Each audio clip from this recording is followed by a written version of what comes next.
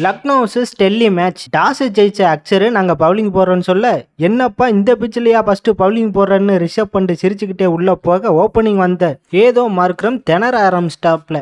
எதிர்த்தாப்புல இருந்த மிச்சல் செவ்வாய்க்கிரகம் 4-6 அடிச்சு ஆட, அவர் ஊரு பயப்பிள்ளையான ஸ்டார்க்கு நீ இப்படியெல்லாம் அடிச்சு ஆட மாட்டியா நம்ம ஊர்லன்னு யோசிச்சுட்டு பார்க்க ஏதோ மார்க்ரம் அவுட்டு. அடுத்து வந்த பூரான்னு டெல்லிக்கு புதக்குழிய விட்ட ஆரம்பிச்சிட்டாப்ல.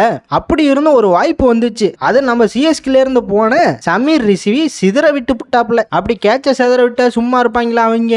அப்படி இப்படின்னு அடிச்சு 10 ஓவருக்குள்ள 120க்கு மேல போயிட்டாங்க. ஆகா பவுண்டரிக்கே பவுண்டரியான்னு நம்ம ஹேமங் பதானி ஸ்கெட்சை போட்டு பயங்கரமான பவுலிங்க போட்டு புட்டாப்ல. பூரான்னு செவ்வாய்க்கிரமா 70 சில்லறைக்கு அவுட் ஆக ரிஷப் பண்ட் பேட் எடுத்துட்டு வந்து பிச்சு நல்லா இருக்கான்னு பார்த்துட்டு உள்ளேறி போயிட்டாப்ல.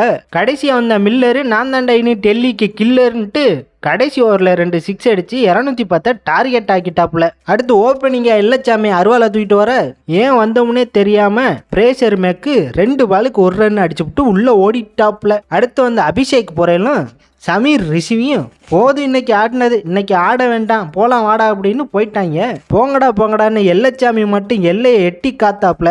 ஏத்தாப்புல இருந்த பட்டேலும் அண்ணே நான் தானே கேப்டனு நானும் கொஞ்சம் அடிச்சுக்கிறேன்னு அவரும் அடிச்சு ஆட ரிஷப் பண்ட் ஃபீல்டிங்ல பிரஷரை போட்டு 2 பேரையும் உள்ள அனுப்பிச்சு வச்சுட்டாப்புல. அடுத்து வந்த ஸ்டெப்ஸும் விநாயகமும் 30+ அவுட் ஆக தடுமாறி இருந்த டெல்லி கேபிட்டல்ஸ எங்கிருந்தோ கூப்பிட்டு வந்த இம்பாக்ட் பிளேயரு அஜிதோஷ் சர்மா 66 ரன் அடிச்சு டெல்லியை ஜெயிக்க வச்சிட்டாப்புல. டெல்லி ஃபர்ஸ்ட் ஹாப்ல எல்எஸ்ஜிக்கு அதிக ரன்னை கொடுத்தாலும் செகண்ட் ஹாப்ல தங்களோட விக்கெட் அதிகமா இழந்தாலும் கடைசியில ஜெயிச்சது என்னமோ டெல்லி தான். இதுல இருந்து என்ன தெரியுது?